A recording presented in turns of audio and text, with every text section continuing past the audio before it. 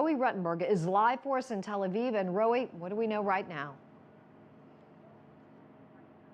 Indeed, a very lengthy meeting there of the security cabinet of Prime Minister Benjamin Netanyahu. We understand from sources within the meeting that the proposal pushed by John Kerry, the American Secretary of State, was rejected specifically because it wouldn't allow for a caveat in which Israel's military could continue going after those tunnels it believes are being used by Hamas. Now, John Kerry is not here, of course. He is in Cairo at the moment, and despite the apparent rejection, he is still hopeful that a deal can be worked out.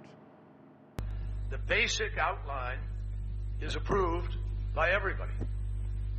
People believe that if the circumstances are right, the structure is right, a ceasefire makes sense, a ceasefire is important, and people would like to see the violence end. But it has to obviously be in ways that neither side feels prejudiced or their interests compromised. And we're hearing reports that Prime Minister Benjamin Netanyahu may have made a, quote, down payment on a ceasefire, perhaps agreeing to a 12-hour halt in the violence, in the offensive, to see where that will go. That will, of course, be welcomed by John Kerry, who's pushing first for a 7-day ceasefire to coincide with Eid al-Fitr, which is the celebration that marks the end of the Muslim holy month of Ramadan. And of course, he hopes that will be a framework for a much larger cessation of fire.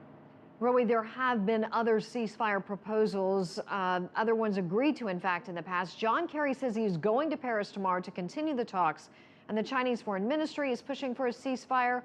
What might make a ceasefire any more effective this time around?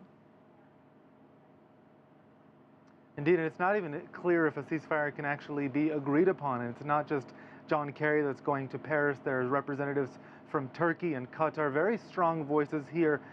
They have the ear of Hamas officials. The head of Hamas actually lives in Qatar, and Turkey is quite close with Hamas officials in Gaza, have been quite supportive. We also will have representatives from Britain, Germany, Italy, and the rest of the EU there in Paris. So, of course, we have the players.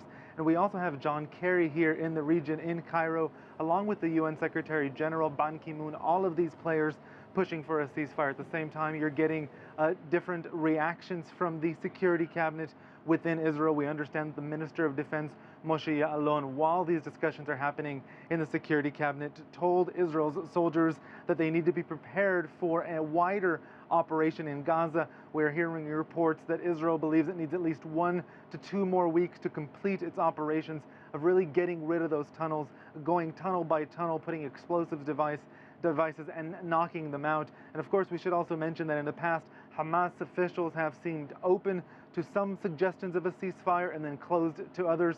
This latest proposal from John Kerry, we still have not received any word from Hamas officials about their views on that ceasefire, regardless of an apparent rejection by Israel. Roee Ruttenberg reporting live in Tel Aviv.